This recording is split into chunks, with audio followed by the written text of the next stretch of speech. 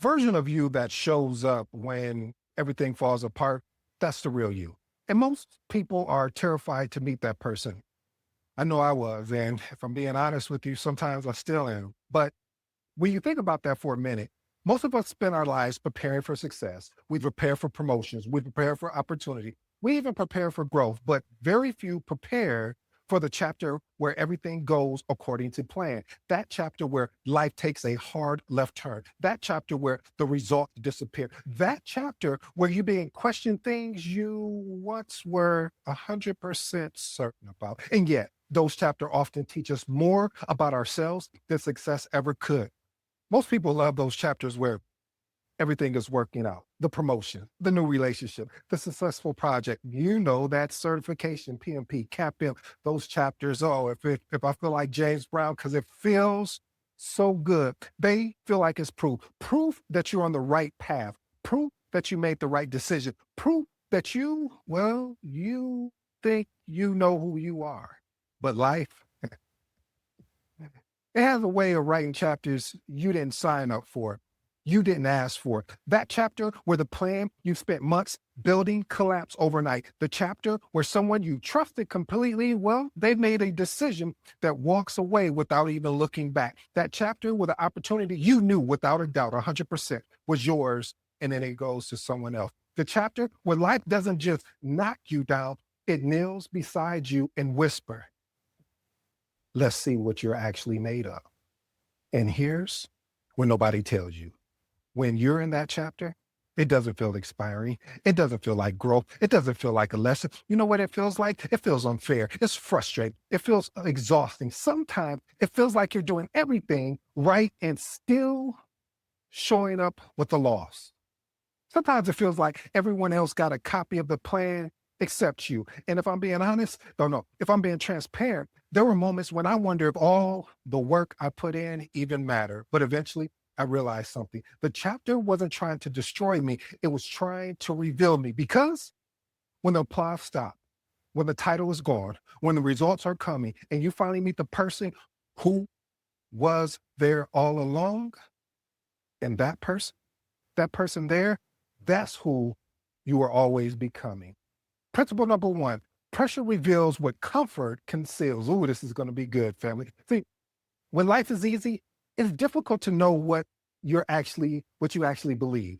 It's easy to trust the process when everything is working. It's easy to stay positive when results are showing up. It's easy to feel confident when people are applauding you. Pressure changes all of that. You know what pressure does? It reveals your habit. You know what pressure does? It reveals your discipline. You know what pressure does the most, though? It reveals your mindset. Pressure reveals whether your confidence was built on outcomes or something deeper. That chapter wasn't trying to destroy you. Actually, it was trying to expose you to something greater. Experiment with these two actionable tips. When adversity shows up, stop asking, why is this happening to me? And start asking, what is this revealing about me? Next one.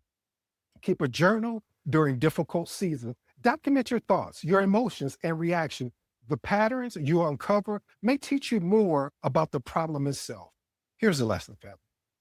You don't truly discover your character during comfortable seasons.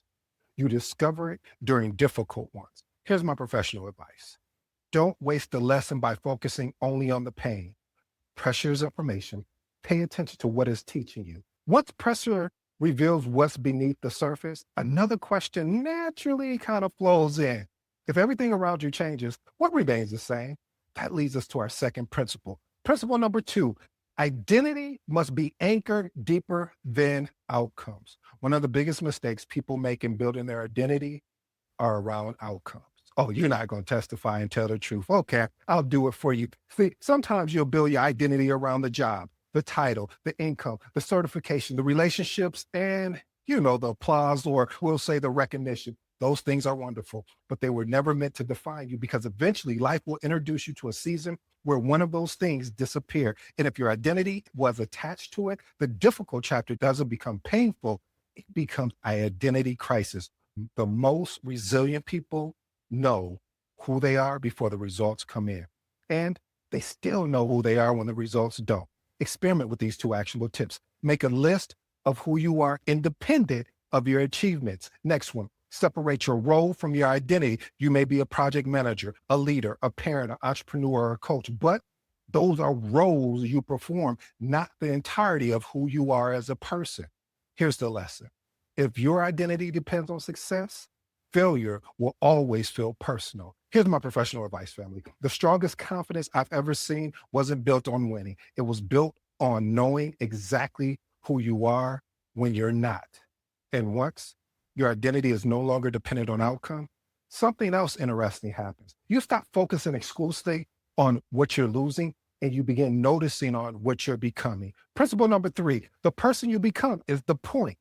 See, most people spend difficult season asking one question. I'll be honest with you, because I ask this question over and over. It's like, when will this be over?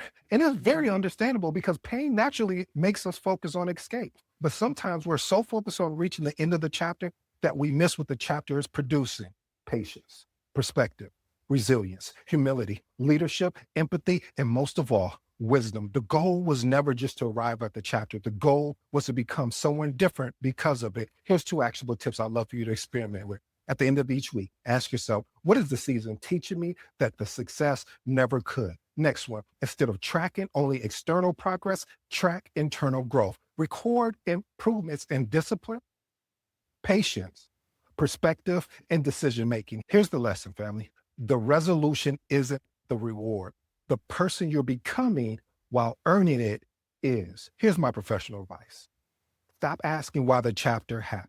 Stop asking what is it trying to develop, because every difficult chapter takes something from you. But if you pay attention, it gives you something back too: better judgment, better perspective, better leadership, and most of all, better character. And sometimes the greatest gift isn't getting what you wanted, it's becoming someone capable of handling something bigger. So if you're walking through one of these difficult chapters right now, I want you to hear something clearly before we close. Every life has a chapter that challenges it, a chapter that tests it, a chapter that it reveals it, a chapter you didn't ask for, a chapter you wouldn't have chosen for yourself, even a chapter that changes you forever. And while you're living through it, you may feel like everything is falling apart, but years from now, you may discover something surprising. That chapter wasn't the end of your story. It was the chapter that was preparing you for the rest of it, because the difficult chapter is not your identity. I will say that again. The difficult chapter is not your identity. The difficult chapter is not your future. The difficult chapter is not the entire book. It's only one chapter. Keep turning the page. Keep doing the work. Keep showing up, because a bad chapter does not mean you have a bad story. And remember, the project is your life. So lead it well. If you're new to the episode, I go by the name ED. For all you smart and intelligent folks out there, that just simply means Ed. Until next time.